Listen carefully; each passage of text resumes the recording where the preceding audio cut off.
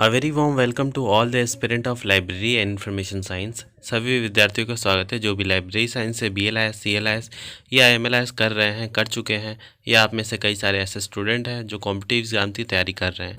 तो स्टूडेंट यकीन माने हमारे चैनल पे आप सभी के लिए काफ़ी कुछ है। एक बार चैनल का जो प्लेलिस्ट है वहाँ पे ज़रूर विजिट करें, और अगर आप चैनल पे नए हैं तो चैनल को सब्सक्राइब कर लें, वीडियो को लाइक कर दें और अपने दोस्तों में ज़रूर शेयर करें ताकि बाकी स्टूडेंट तक भी लेक्चर का नोटिफिकेशन जो है वो जल्द से जल्द पहुँच सके।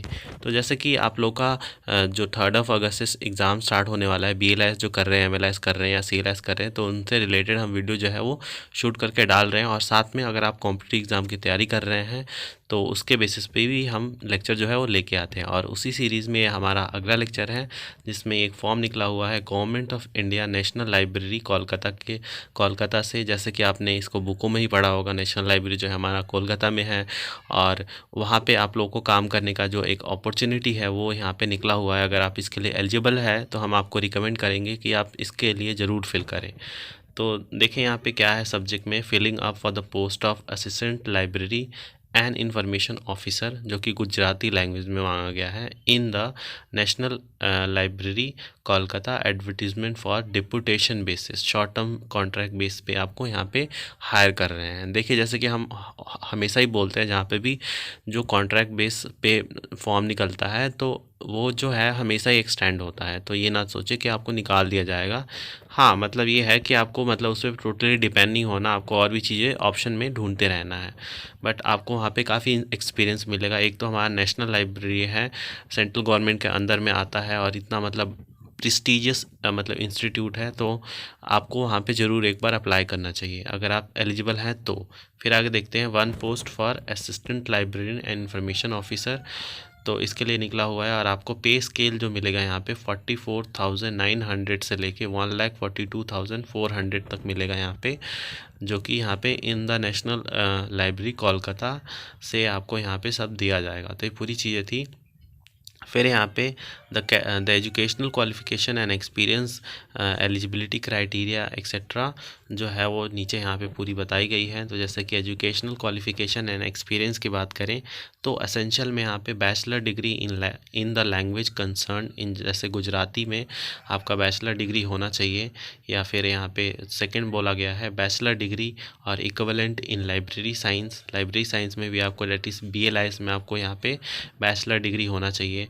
फिर यहाँ पे 2 year experience in a recognise library और 2 year experience in the computerisation of recognise library और post graduation diploma in computer application. अगर आपने post graduation diploma computer application में कर रखा है तब भी आप इसके लिए एलिजिबल हैं।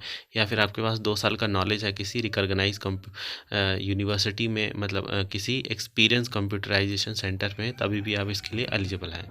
फिर नोट में देखिए, qualification are relaxable at the description of the Union Public Service Commission in the case of candidates otherwise well qualified.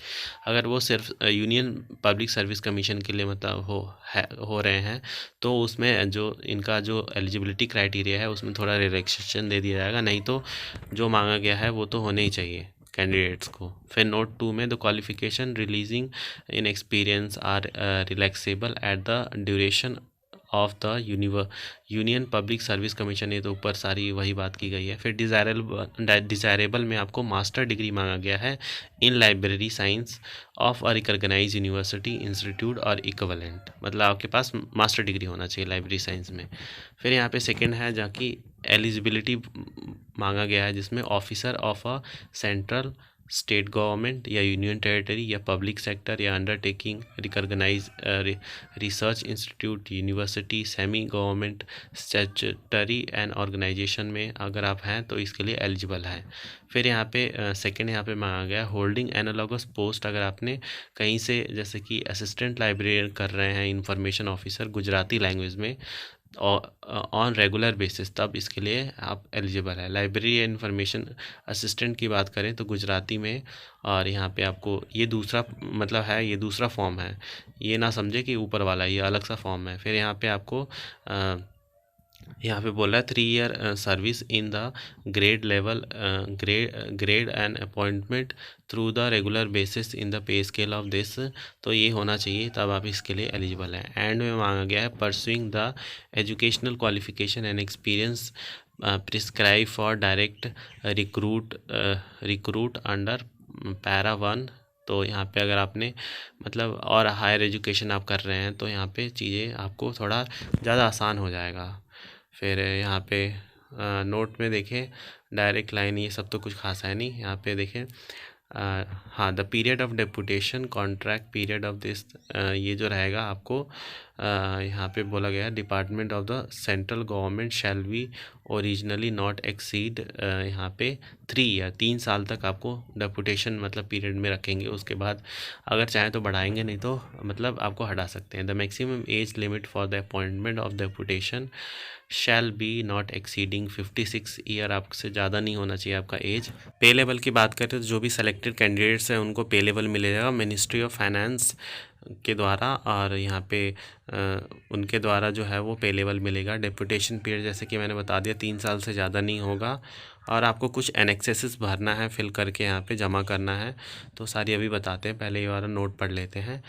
All the applicants are advise that they must submit their application along with grade clearance certificate. Grade clearance certificate आपको submit करना है, integrity certificate submit करना है, vigilance certificate, annual confidential report ये करना है, फिर statement of major minor panel if any imposed upon the officer during the 10 year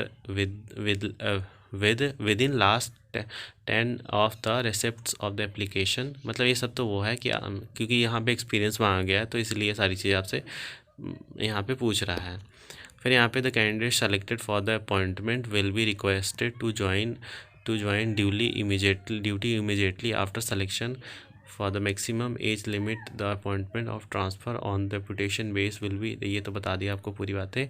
तो ये पूरा चीज़ें थी। 60 डेज तक आप इसमें मतलब अप्लाई कर सकते हैं। The date for the submission of application will be 60 days to the count from the जिस दिन से निकला हुआ है मतलब ये वैकेंसी, उस दिन से काउंट करके 60 डे आगे तक आप इसको फिल कर सकते हैं। तो काफ़ी टाइम है आपके पास आप इसको फिल करने के लिए। तो ये है पूरा एनेक्सेस 1 जिसमें करिकुलम वीटा वगैरह आपको यहाँ पे सबमिट करना है। तो पूरा देख लें, इतना खास कुछ है नहीं। आपको यहाँ पे लिखना है, देखें नेम एंड एड्रेस यहाँ पे लिखना है जो कि ब्लॉक लेटर में, फिर डेट ऑफ बर्थ लिखना है क्रिश्चियन एरा में, फिर date of entry into service and date of retirement under central government state government, और एजुकेशन क्वालिफिकेशन और whether education and other qualification required यहाँ पे ये सारे मेंशन करना है। फिर यहाँ पे जो भी क्वालिफिकेशन यहाँ पे मांग रहे हैं सारा यहाँ पे डाल के जितने भी ब्लैंक है सबको फिल कर देना है, और फिर आपको ये सबमिट कर देना है। यहाँ पे अपना सिग्नेचर एड्रेस वगैरह डेट वगैरह मेंशन करके आपको सबमिट कर देना है। तो आई होप आपको जो इन्फॉर्मेशन जो हमने आज दिया है सर्कुलर के माध्यम से वो आप तक पहुँच गया होगा। और कोई भी डाउट हो आपको लेक्चर की रिगार्डिंग तो प्लीज़ करके कमेंट बॉक्स में ज़रूर करें। तो मिलते हैं आप सभी से नेक्स्ट वीडियो में किसी अलग टॉपिक के साथ, तब तक के लिए धन्यवाद।